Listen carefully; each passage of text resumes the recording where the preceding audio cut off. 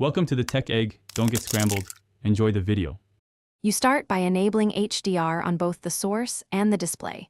This ensures the signal reaches the panel correctly.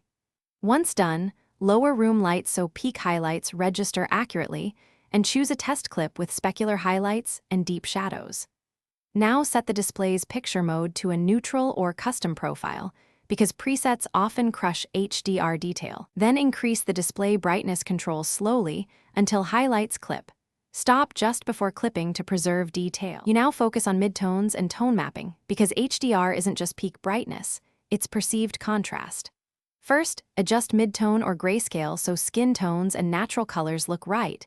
If faces are too bright, reduce global brightness or local tone mapping. Next, tweak contrast or tone mapping parameters to prevent highlights from blooming while keeping punch. Then inspect shadows. Raise the black level a touch if crushed, but avoid lifting it so much that the image looks washed out.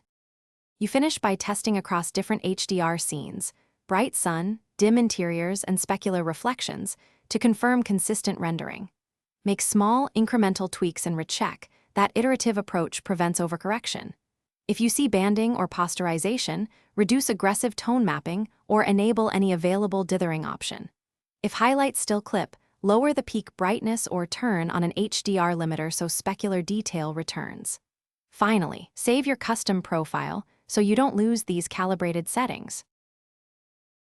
Thanks for watching. Consider subscribing if I helped unscramble your problems.